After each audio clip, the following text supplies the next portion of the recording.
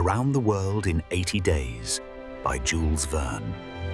വലിയ കുഴപ്പമില്ലാതെ യാത്ര തുടങ്ങിയെങ്കിലും ഇടയിൽ ഏകദേശം 1.5 ദിവസത്തോളം നടുക്കടലിൽ നങ്കൂരിടേണ്ടി വന്നു. കാരണം ശക്തമായ ചുഴലിക്കാറ്റും അതിൻ്റെ ഫലമായി ഉണ്ടായ തിരമാലയും കാരണം അതിന് വിചാരിച്ച രീതിയിൽ ഷാങ്ഹായ് തുറമുഖത്തിലെത്താൻ പറ്റിയില്ല.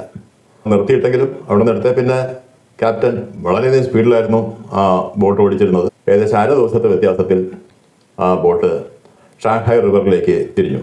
ഷാങ്ഹായ് റിവറിലാണ് ഈ ഷാങ്ഹായ് പോർട്ട്. തിരിഞ്ഞധികം വയ്യാതെ അവർക്ക് നേരെ വരുന്നു. ഷാങ്ഹായിൽ നിന്ന് യോക്കോഹാമ വഴി US-ലെ സാൻ ഫ്രാൻസിസ്കോയിലേക്ക് യാത്ര ആരംഭിച്ച ആ കപ്പൽ പെട്ടെന്ന് ഫിലിസ് ഫോഗ് അവരോട് പറഞ്ഞു, ആ കപ്പലിന് സിഗ്നൽ കൊടുക്കുക.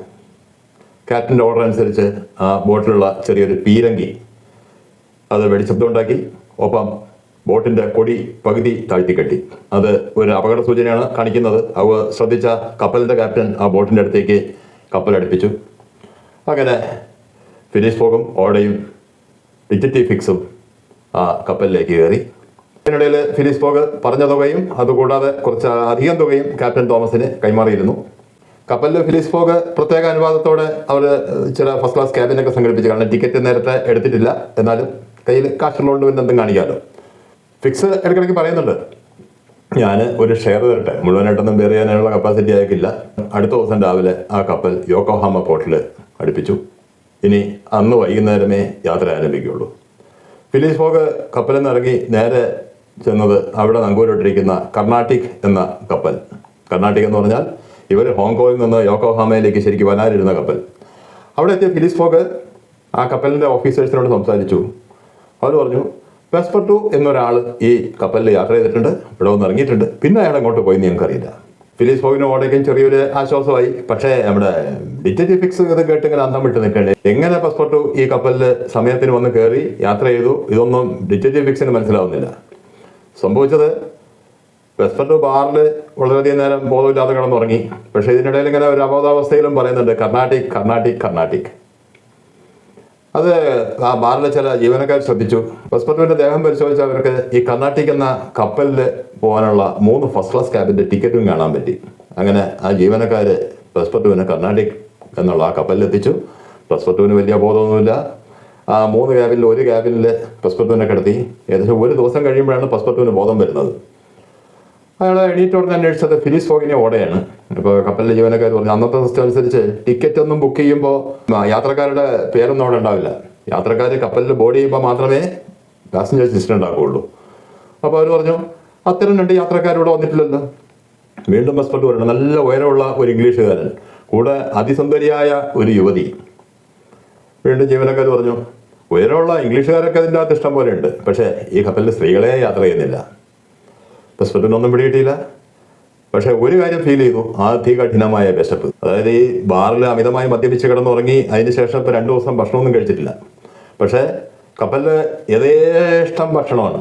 കാരണം 3 ഫസ്റ്റ് ക്ലാസ് ക്യാബിൻ്റെ ടിക്കറ്റ് കയ്യിലുണ്ട്. ഈ 3 ആൾക്കാർക്കുള്ള ഭക്ഷണം വേണമെങ്കിൽ വെസ്പർട്ടുവിന് കഴിക്കാം. അങ്ങനെ ലാവിഷായിട്ട് ഭക്ഷണമൊക്കെ കഴിച്ച് വെസ്പർട്ടു യോക്കോഹാമ പോർട്ടിലെത്തി. പിന്നെയാണ് പ്രശ്നം, ഇനി ആരും ഭക്ഷണം കൊടുക്കില്ല. കപ്പലിലെ യാത്ര കഴിച്ചതോടെ ഇനി ഭക്ഷണം കിട്ടാൻ വഴിയില്ല. വെസ്പർട്ടു ആ പോർട്ടിൻ്റെ പരിസരത്തൊക്കെ ഒന്ന് അലിഞ്ഞു നടന്നു. കുറച്ചു നേരം അങ്ങനെ അലിഞ്ഞു നടന്ന് അവസാനം അയാളൊരു പഴയ സാധനങ്ങളൊക്കെ വിൽക്കുന്ന കട കണ്ടുപിടിച്ചു. അവിടെ അയാൾ ധരിച്ചിരുന്ന ആ ഡ്രസ്സൊക്കെ, ബാക്കി ബാഗിലുണ്ടായിരുന്നൊക്കെ പോയി, അതൊക്കെ ബാറിലാണ്. നേരത്തെ ധരിച്ചിരുന്ന ആ വില കൂടിയ ഡ്രസ്സുകളൊക്കെ അവിടെ വിട്ട് പകരം ചില പഴയ ഉടുപ്പുകളൊക്കെ വാങ്ങിച്ചണിഞ്ഞ് ബാക്കി പൈസ അവിടെ നിന്ന് വാങ്ങിച്ചു. ആ പൈസ കൊണ്ട് 1-2 നേരത്തെ ഭക്ഷണം കഴിഞ്ഞു പോയി. പക്ഷേ വിശപ്പ് പിന്നെയും അമിതമായി വരുന്ന സമയത്താണ് വെസ്പർട്ടു ഒരു സർക്കസ് കമ്പനിയുടെ ബോർഡ് ശ്രദ്ധിക്കുന്നത്. സാൻ ഫ്രാൻസിസ്കോയിലേക്കുള്ള യാത്രയ്ക്ക് മുന്നേ അവസാനമായ ഒരു ഷോ. വെസ്പർട്ടു ഒന്ന് ആലോചിച്ചു, സാൻ ഫ്രാൻസിസ്കോയിലേക്കുള്ള യാത്ര. ഫിലിസ് ഫോഗ് അങ്ങോട്ടാണല്ലോ യാത്ര ചെയ്യുന്നത്, ഇവിടെയോ വെച്ച് കാണാൻ പറ്റിയില്ല, അവിടെ വെച്ച് ചിലപ്പോൾ കാണാൻ പറ്റിയായിരിക്കും. സർക്കസ് കമ്പനിയിൽ വെസ്പർട്ടു ഒരു ജോലിയൊക്കെ സംഘടിപ്പിച്ചു. ഒന്നുമല്ല, ഒരു കോമാളിയുടെ ജോലി. ആ സർക്കസ് കമ്പനിയുടെ ഉടമസ്ഥൻ പക്ഷെ ഒരു കാര്യം മനസ്സിലാക്കി, കോമാളി വേഷമാണ് കെട്ടുന്നതെങ്കിലും വെസ്പർട്ടു നല്ല ശാരീരിക ശക്തിയുള്ള ഒരു വ്യക്തിയാണെന്ന് മനസ്സിലാക്കി. കൂടാതെ നന്നായിട്ട് പാടുകയും ചെയ്യും. ഈ കഴിവുകളെല്ലാം ആ സർക്കസ് കമ്പനിയുടെ ലാസ്റ്റ് ഷോയ്ക്ക് സർക്കസ് മുതലാളി നല്ലപോലെ പ്രയോജനപ്പെടുത്തി. ജനങ്ങൾക്കെല്ലാം വളരെയധികം ഇഷ്ടപ്പെട്ടു. അവസാനം ഹ്യൂമൻ പിരമിഡ് എന്ന ഒരു ഐറ്റം, അതായത് ഏറ്റവും താഴെ ഒരാൾ, അയാളുടെ മുകളിലേക്ക് 2 അയാളുടെ മുകളിലേക്ക് പിന്നെ ആൾക്കാർ, അങ്ങനെ ഒരു പിരമിഡ് തലതിരിച്ച വെച്ച നിലയിൽ ഉള്ള ഒരു ഐറ്റം. അങ്ങനെ അതിൻ്റെ ഏറ്റവും അടിയിൽ നിൽക്കുമ്പോൾ അവിടെ പസ്പെർട്ടു കാണുന്നു. കാണികൾക്കിടയിൽ ഫിലിസ് ഫോഗ് ഓടയും. പസ്പെർട്ടു മൈ മാസ്റ്റർ എന്ന് പറഞ്ഞൊരു ഓട്ടോ ആയിരുന്നു. ബാക്കി നമുക്ക് ഊഹിക്കാം. ഹ്യൂമൻ പിരമിഡെല്ലാം തകർന്നടിഞ്ഞു. അതുവരെ കൈയടിച്ചിരുന്ന ആൾക്കാർ മുഴുവൻ കൂവി വിളിക്കാൻ തുടങ്ങി. മുതലാളി വന്ന് പസ്പെർട്ടുവിനെ വഴക്ക് പറയാനൊക്കെ തുടങ്ങി. ആ സമയത്ത് ഫിലിസ് ഫോഗ് ഇടപെട്ടു, രംഗം ശാന്തമാക്കി. പസ്പെർട്ടു കാരണമുണ്ടായ നഷ്ടത്തിൽ കൂടുതൽ പൈസയെല്ലാം ഫിലിസ് ഫോഗ് ആ സർക്കസ് മുതലാളിക്ക് കൊടുത്തു. അങ്ങനെ അവരവിടുന്ന് സാൻ ഫ്രാൻസിസ്കോയിലേക്ക് യാത്രയായി. സാൻ ഫ്രാൻസിസ്കോയിലേക്കുള്ള യാത്ര പക്ഷേ യാതൊരു പ്രശ്നമില്ലാതെ കടന്നുപോയി. കപ്പലിലേക്ക് അവർ ചെന്ന് കയറിയപ്പോഴേ ഡിറ്റക്റ്റീവ് ഫിക്സിന്റെ കണ്ണിൽ ഇവർ മൂന്നാളോടി വരുന്ന കണ്ടു. പസ്പെർട്ടുവിന്റെ കണ്ണിൽ പെടണ്ടെന്ന് ഫിക്സ് അപ്പോഴേ തീരുമാനിച്ചു. അയാളുടെ ക്യാബിൻ്റെ അകത്ത് കയറിയിരിപ്പായി. പക്ഷേ അബദ്ധത്തിൽ രണ്ടാമത്തെ ദിവസം കപ്പലിൻ്റെ ഡെക്കിൽ വെച്ച് അവർ കണ്ടുമുട്ടി. പസ്പെർട്ടു ഒന്നും ആലോചിച്ചില്ല, ചാടി വീണു. പറ്റാവുന്നത്ര ഇടി, കഴിയുന്നതും ചുരുങ്ങിയ സമയമുണ്ട്. ആൾക്കാരെ പിടിച്ചു മാറ്റുന്നതിന് മുമ്പേ പറ്റാവുന്നത്ര ഇടി ഇടിച്ചു. അവശനായി എണീറ്റ് ഡിറ്റക്റ്റീവ് ഫിക്സ് മെല്ലെ പസ്പെർട്ടുവിനോട് പറഞ്ഞു, ഇടി കഴിഞ്ഞെങ്കിൽ എനിക്ക് അത് സംസാരിക്കാനുണ്ട്. പസ്പെർട്ടു പറഞ്ഞു, മിണ്ടരുത്, മിണ്ടിയ ഇനി ഇടിക്കും ഞാൻ. പ്ലീസ്, ഞാൻ പറയുന്നത് കേൾക്കൂ. ഞാനിനി നിങ്ങളുടെ മാസ്റ്ററെ ഒന്നും ചെയ്യാൻ ഉദ്ദേശിക്കുന്നില്ല. പസ്പെർട്ടു ചോദിച്ചു, അതെന്താ? ഞാൻ ഹോങ്കോങ്ങിൽ വെച്ച് പറഞ്ഞിരുന്നല്ലോ, അയാൾ അറസ്റ്റ് ചെയ്യാനുള്ള വാറണ്ട് എൻ്റെ കയ്യിൽ ഉണ്ടായിരുന്നില്ല. ഈ യോക്കോഹാമ പോർട്ടിൽ വെച്ച് അയാൾ അറസ്റ്റ് ചെയ്യാനുള്ള വാറണ്ട് എനിക്ക് കിട്ടി. എങ്ങനെ? ഈ പോർട്ടിൽ ഞാൻ ഇങ്ങനെ കർണാട്ടിക് എന്നുള്ള ആ കപ്പലിൻ്റെ അടുത്ത് നിൽക്കുമ്പോൾ ഇവിടുത്തെ ചില പോലീസ് ഉദ്യോഗസ്ഥർ വന്ന് അന്വേഷിക്കുന്നു, ഈ കപ്പലിൽ ഡിറ്റക്റ്റീവ് ഫിക്സ് എന്ന ഒരു വ്യക്തി യാത്ര ചെയ്യുന്നുണ്ടോ? അങ്ങനെ കുറച്ച് നേരത്തെ അന്വേഷണ ഫലമായിട്ട് അവരെന്നെ കണ്ടുപിടിക്കുന്നു. അവരെന്നെ പോലീസ് സ്റ്റേഷൻ്റെ ഓഫീസിൽ കൊണ്ടുപോകുന്നു. ടെലഗ്രാം എടുത്തിൻ്റെ തരുന്നു, ഫിലിസ് ഫോഗിനെ അറസ്റ്റ് ചെയ്യാനുള്ള വാറണ്ട്. പക്ഷേ എനിക്കൊന്നും ചെയ്യാൻ വഴിയില്ല. ഈ യോക്കോഹാമയിൽ ഇനി തിരിച്ച് ഇംഗ്ലണ്ടിൽ എത്തുന്നത് വരെ ഫിലിസ് ഫോഗിനെ അറസ്റ്റ് ചെയ്യാനുള്ള അധികാരം എനിക്കില്ല ഈ വാറണ്ട് വെച്ച്. അതുകൊണ്ട് ഇനി ഫിലിസ് ഫോഗ് സേഫായിട്ട് ഇംഗ്ലണ്ടിൽ എത്തുക എന്നുള്ളത് നിങ്ങളെപ്പോലെ തന്നെ എൻ്റെയും ആഗ്രഹമാണ്. പിന്നെ കൂടുതലൊന്നും പറഞ്ഞില്ല. പിന്നെ ഒരു കാര്യം പസ്പെർട്ടു തീരുമാനിച്ചു, ഇനി ഡിറ്റക്റ്റീവ് ഫിക്സിൻ്റെ കൂടെ ബാറിലിരുന്ന് മദ്യപിക്കുന്ന പരിപാടിയില്ല. എന്ന് മാത്രമല്ല, പഴയ പോലെ ചിരിയും കളിയൊന്നും പസ്പെർട്ടു പുറത്തെടുത്തില്ല. വളരെ ഗൗരവത്തോടെയായിരുന്നു പിന്നെ ഫിലിസ് ഫോഗായിട്ടുള്ള ഡീലിംഗ് ഒക്കെ. കപ്പൽ അതിവേഗം കടല്, കാരണം പസഫിക് ഓഷൻ എന്ന് പറഞ്ഞാൽ ലോകത്ത് തന്നെ ഏറ്റവും ശാന്തമായിട്ടുള്ള ശാന്തസമുദ്രം എന്നാണല്ലോ മലയാളത്തിൽ തന്നെ പറയുന്നത്. അത് യാതൊരു പ്രശ്നവും കൂടാതെ US ഗോൾഡൻ റിവർ എന്ന റിവറിലേക്ക് കടന്നു. ഗോൾഡൻ റിവറിൻ്റെ തീരത്താണ് സാൻ ഫ്രാൻസിസ്കോ പോർട്ട്. അവിടെ കപ്പലെത്തി. ഇനി അങ്ങോട്ട് ട്രെയിൻ യാത്രയാണ്. അന്ന് വൈകുന്നേരം ട്രെയിനിൽ യാത്ര ആരംഭിക്കണം. ഏകദേശം ഒരു 5-6 മണിക്കൂർ ബാക്കിയുണ്ട്. അവർ 3 പേരും കൂടി, ഫിലിസ് ഫോഗും ഓടയും പസ്പെർട്ടുവും പുറത്തിറങ്ങി. ഫിലിസ് ഫോഗ് പതിവ് പോലെ പാസ്പോർട്ട് ഓഫീസിൽ പോയി പാസ്പോർട്ട് സീൽ വയ്പ്പിച്ചു. അത് കഴിഞ്ഞ് പസ്പെർട്ടുവിൻ്റെ അടുത്ത് കുറച്ച് സാധനങ്ങളൊക്കെ വാങ്ങിക്കാനുള്ള പൈസ, പസ്പെർട്ടുവിന് നല്ല രീതിയിലുള്ള ഡ്രസ്സൊക്കെ യോക്കോഹാമയിൽ നിന്ന് തന്നെ ഫിലിസ് ഫോഗ് വാങ്ങിച്ചു കൊടുത്തിരുന്നു. കൂടുതൽ ഡ്രസ്സുകളും സാധനങ്ങളും വാങ്ങിക്കാനുള്ള പൈസയെ ഏൽപ്പിച്ച് ഓടയും ഫിലിസ് ഫോഗും കൂടി സിറ്റിയിലെ കൂടെ ഇങ്ങനെ ചുമ്മാ നടക്കുമ്പോൾ യാദൃച്ഛികമായിട്ട് കണ്ടുകൂട്ടുന്ന പോലെ ഡിറ്റക്റ്റീവ് ഫിക്സ് അവിടെ എത്തി. കാരണം ഡിറ്റക്റ്റീവ് ഫിക്സിൻ്റെ ആഗ്രഹം ഫിലിസ് ഫോഗിനെ ഫോളോ ചെയ്യപ്പോൾ വേറെ ഉദ്ദേശമൊന്നുമില്ല. നിങ്ങൾ ഈ കപ്പലിലുണ്ടായിരുന്നോ എന്ന് ഡിറ്റക്റ്റീവ് ഫിക്സ് അപ്പ കണ്ട പോലെ ചോദിച്ചു. ഫിലിസ് ഫോഗ് പിന്നെ അത്തരം ആശ്ചര്യങ്ങളൊന്നുമില്ല, വളരെ ശാന്തമായി പറഞ്ഞു, ഉണ്ടായിരുന്നു. കപ്പലിനകത്തൊന്നും നിങ്ങളെ കണ്ടില്ലല്ലോ. ഞാൻ ക്യാബിനിൽ തന്നെ ഇരിക്കുകയായിരുന്നു. ആകെ കപ്പലിലെ ഡിറ്റക്റ്റീവ് ഫിക്സ് യാത്ര ചെയ്തെന്ന് അറിയാവുന്ന ഒരേ ഒരാൾ പസ്പെർട്ടുവാണ്. പസ്പെർട്ടു ആ സമയത്ത് അവരുടെ കൂടെ ഇല്ല. പക്ഷെ കുറച്ചുകൂടി മുന്നോട്ട് പോയപ്പോഴാണ് ഒരു അബദ്ധം പറ്റിയത്. അവിടുത്തെ ഒരു ഇലക്ഷനുമായിട്ട് ബന്ധപ്പെട്ട് 2 ഗ്രൂപ്പുകൾ തമ്മിലുള്ള ഒരു അടിപിടിക്കിടയിൽ ഫിലിസ് ഫോഗ് ഓടയും ഡിറ്റക്റ്റീവ് ഫിക്സും അകപ്പെട്ടു. അതിലൊരാൾ ഫിലിസ് ഫോഗിന് നേരെ കൈ ചുരുട്ടി ഒരു ഇടി, ശക്തമായ ഇടി. പക്ഷേ ഡിറ്റക്റ്റീവ് ഫിക്സ് തടുത്തു. അത് ഡിറ്റക്റ്റീവ് ഫിക്സിൻ്റെ ദേഹത്താണ് വീണത്. ഫിലിസ് ഫോഗ് ആ മനുഷ്യനെ നോക്കി രൂക്ഷമായ ഭാഷയിൽ ഇംഗ്ലീഷിലൊരു വാക്ക് പറഞ്ഞു, യാങ്കി. ആ വാക്ക് കേട്ടോടെ അയാൾ പറഞ്ഞു, ഇംഗ്ലീഷുകാരനാണോ? തൽക്കാലം പൊയ്ക്കോളൂ.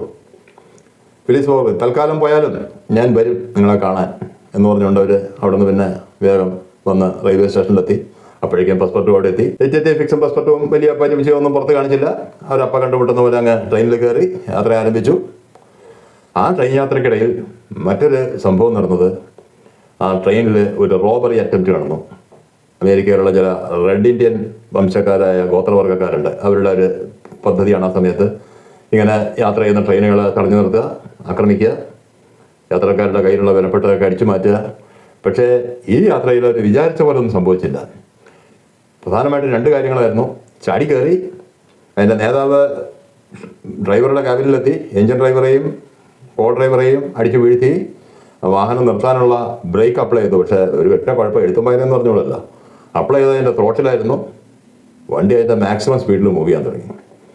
ഈ സമയത്ത് ട്രെയിനിൻ്റെ അകത്ത് മറ്റൊരു സംഭവം നടന്നിരുന്നത്, സ്ട്രീറ്റിൽ വെച്ച് കണ്ടുമുട്ടി വെല്ലുവിളിച്ച് പിരിഞ്ഞ കേണൽ റിക്സൺ എന്ന വ്യക്തി ആ ട്രെയിനിൽ യാത്ര ചെയ്തിരുന്നു. ഫിലിസ് ഫോഗും അയാളും പരസ്പരം കണ്ടുമുട്ടി.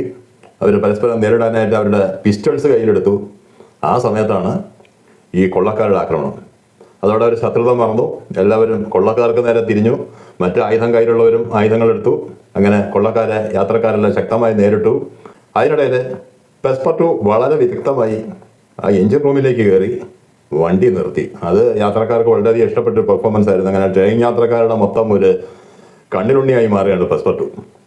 ട്രെയിൻ നിന്നതാണെങ്കിൽ ഒരു മിലിറ്ററി ക്യാമ്പിൻ്റെ മുന്നിൽ. അവിടുത്തെ പട്ടാളക്കാരെല്ലാം കൂടെ ട്രെയിനിലേക്ക് വന്ന് കയറി. അതോടെ കൊള്ളക്കാരെല്ലാം ജീവനം കൊണ്ടോടി. അപ്പോഴാണ് ശ്രദ്ധിക്കുന്നത് 3 യാത്രക്കാരെ കാണാനില്ല. അതിലൊന്ന് പെസ്പർട്ടുമാണ്. പോകുന്ന പോക്കിൽ ഈ 3 പേരെ അവർ പിടിച്ചു കെട്ടിക്കൊണ്ടുപോയി. അതുകൊണ്ട് ഈ 3 പേരുടെ അടുത്ത് ആയുധങ്ങളുണ്ടായിരുന്നില്ല. പക്ഷേ ഫിലിസ് ഫോഗ് ആ മിലിറ്ററിക്കാരുടെ സഹായത്തോടെ ഒരു ടീം ആ കൊള്ളസംഘത്തിൻ്റെ പുറകെ പോയി ഓടയെ ഡിജിറ്റൽ ഫിക്സിനെ ഏൽപ്പിക്കുകയും ചെയ്തു. അങ്ങനെ ഏകദേശം 18 മണിക്കൂറിന് ശേഷം ആ തടവിലാക്കപ്പെട്ട 3 യാത്രക്കാരെയും വീണ്ടെടുത്തുകൊണ്ട് ഫിലിസ് ഫോഗും ആ പട്ടാളക്കാരും തിരിച്ചെത്തി. 30 പേരുള്ള ഒരു പട്ടാളക്കാരുടെ സംഘമാണ് ഫിലിസ് ഫോഗിനെ സഹായിക്കാൻ പോയത്. അവർക്ക് ഏകദേശം $5000 തുല്യമായ പൗണ്ട്. കാരണം അന്ന് ബ്രിട്ടൻ എന്ന് പറഞ്ഞാൽ ലോകത്തിലെ ഏറ്റവും വലിയ സാമ്പത്തിക ശക്തിയാണ്. അമേരിക്കയേക്കാൾ വലിയൊരു സാമ്പത്തിക ശക്തിയാണ്. അതുകൊണ്ട് ഒരു പൗണ്ട് എന്ന് പറഞ്ഞാൽ ഒരുപാട് ഡോളറിന് തുല്യമാണ്. അമേരിക്കയിൽ വളരെയധികം വിലപ്പെട്ട ഒരു സംഭവമാണ്. അങ്ങനെ അവർക്കൊരു റിവാർഡ് കൊടുത്തതിന് ശേഷം ഇനി അങ്ങോട്ട് പക്ഷേ യാത്ര തുടരാൻ ഒരു മാർഗ്ഗമില്ല. കാരണം ആ ട്രെയിൻ പോയി കഴിഞ്ഞിരുന്നു. അപ്പോൾ ആ സമയത്ത് ഡിജിറ്റൽ ഫിക്സ് ഫിലിസ് ഫോഗിനോടൊരു കാര്യം പറഞ്ഞു. താങ്കൾക്ക് എന്തായാലും സമയത്തിന് ഇംഗ്ലണ്ടിൽ എത്തണം എന്നുള്ള കാര്യം ഉറപ്പാണല്ലോ. തീർച്ചയായും ഞാനൊരു മാർഗം കണ്ടിട്ടുണ്ട്. അടുത്ത ഒരു ജംഗ്ഷൻ റെയിൽവേ സ്റ്റേഷനുണ്ട്. ആ ജംഗ്ഷൻ റെയിൽവേ സ്റ്റേഷൻ വരെ പോകാൻ നമുക്കൊരു സ്ലെഡ്ജ് ഞാൻ അറേഞ്ച് ചെയ്തിട്ടുണ്ട്.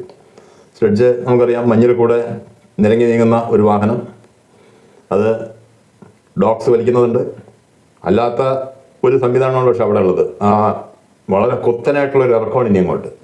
അവിടെ പ്രത്യേകിച്ച് ഡോഗ്സ് ഒന്നും വലിക്കേണ്ട ആവശ്യമില്ല. നമുക്ക് പൊക്കോളും. ഇങ്ങോട്ട് തിരിച്ചു വരാൻ മാത്രമേ ഡോഗ്സിൻ്റെ ആവശ്യമുള്ളൂ. അത്തരം ഒരു സ്ലെഡ്ജിൽ അവർ യാത്ര വീണ്ടും ആരംഭിച്ചു.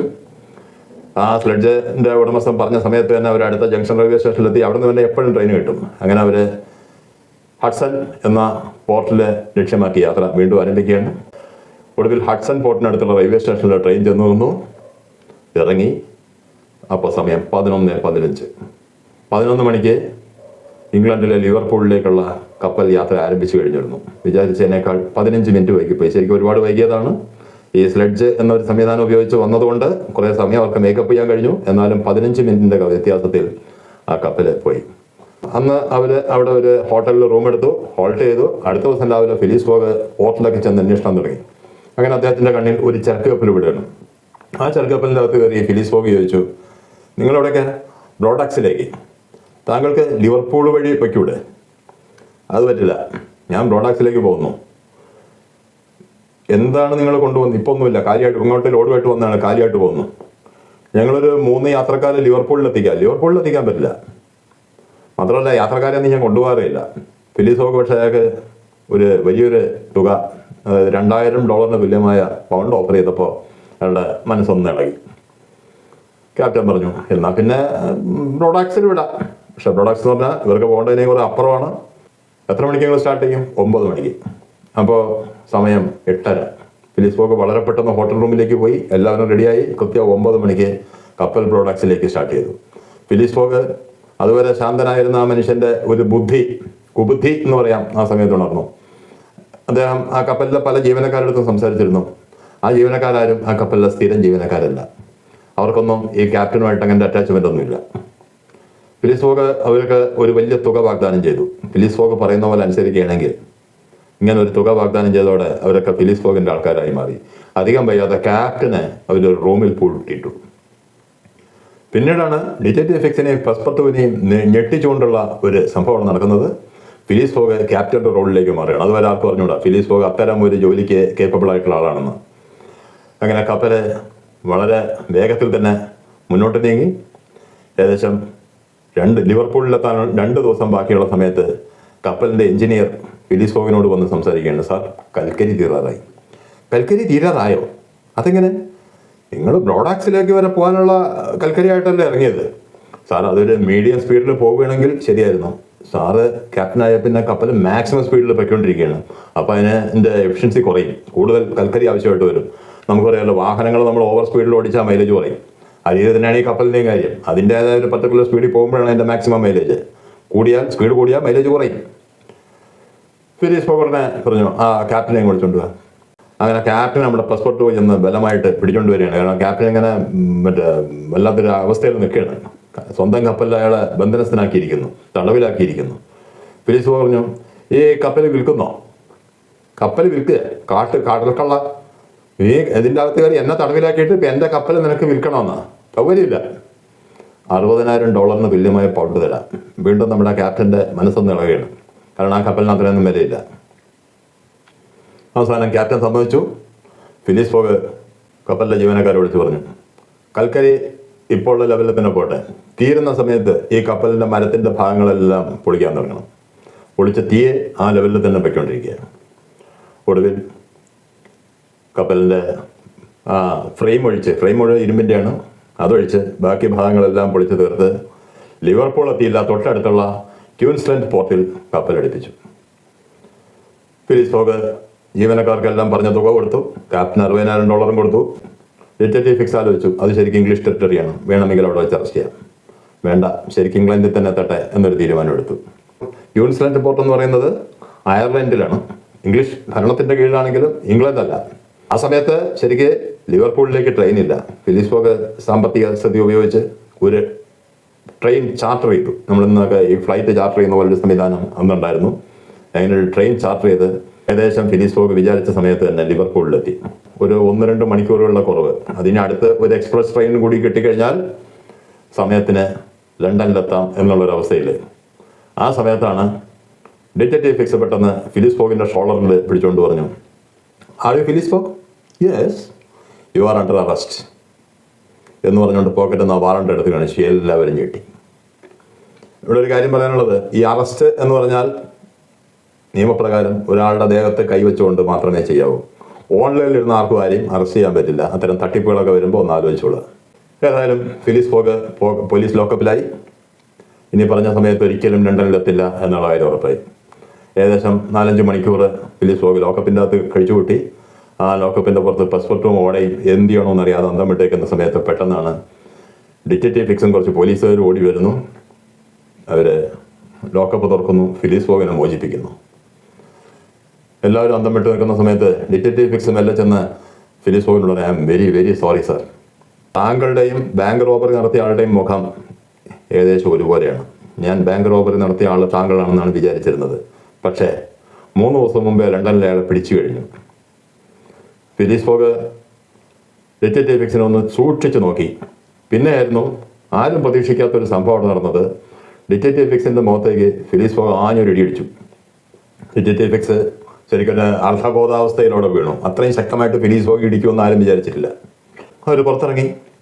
അവിടെ നിന്ന് പിന്നെ സാവധാനം യാത്രയായി ഫിലിസ് ഫോഗിൻ്റെ വീട്ടിലെത്തി. തിരക്കൂട്ടിയിട്ട് കാര്യമില്ല, സമയമെല്ലാം കഴിഞ്ഞു പോയി. അന്ന് പകൽ മുഴുവൻ ഫിലിസ് ഫോഗ് അദ്ദേഹത്തിൻ്റെ റൂമിൽ തന്നെ ഇരുന്ന് പെർസ്പെക്റ്റീവിനോട് പ്രത്യേകം പറഞ്ഞു ഓടയ്ക്കോടെ കുറവും വരുത്തരുത്, ഭക്ഷണവും കാര്യങ്ങളെല്ലാം കൊടുക്കണം, എനിക്ക് ഒരു ചായ വേറൊന്നും വേണ്ട. വൈകുന്നേരം ആയപ്പോൾ ഫിലിസ് ഫോഗ് പെർസ്പെക്റ്റീവിനെ വിളിച്ചു.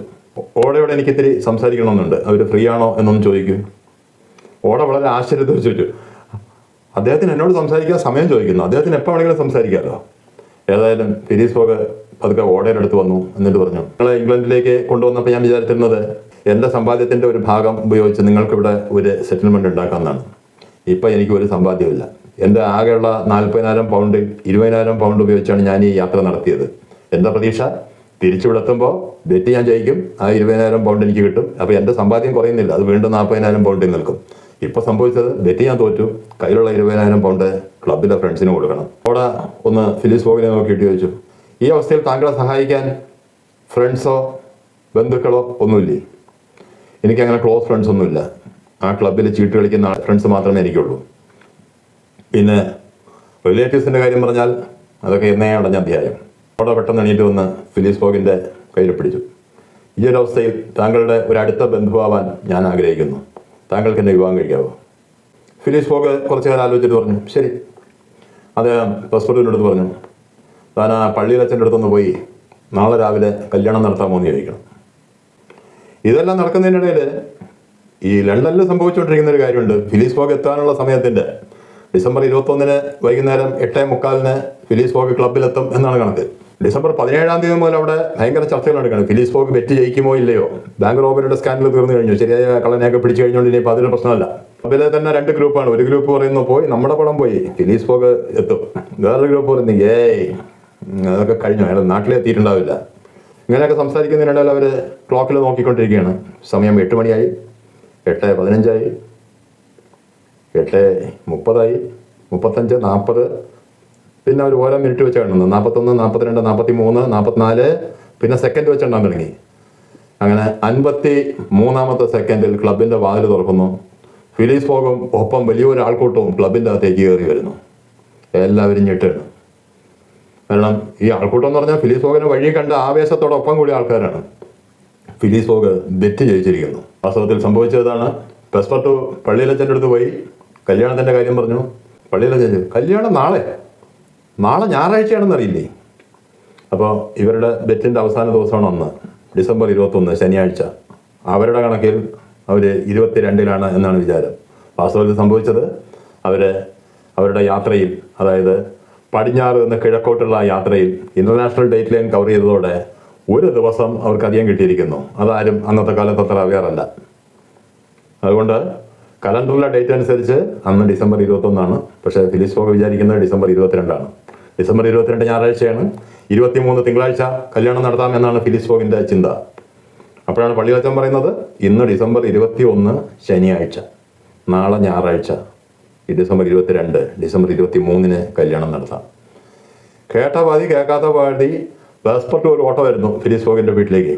അവിടെ ചെന്ന് പറയുന്നു, സാർ സമയം കഴിഞ്ഞിട്ടില്ല, ഇന്ന് ഇവിടെ ഡിസംബർ 21-ആണ്, ഇപ്പോൾ സമയം 8 മണി ആവുന്നേ ഉള്ളൂ. അങ്ങനെയാണ് ഫിലിസ് ഫോഗ് പറഞ്ഞ സമയത്ത് ആ 20,000 പൗണ്ടിൻ്റെ ബെറ്റ് ജയിച്ച്, അതായത് കയ്യിലുള്ള സമ്പാദ്യം ഒന്നുപോലും നഷ്ടപ്പെടാതെ 80 ദിവസം കൊണ്ട് ലോകം ചുറ്റി വന്നത്.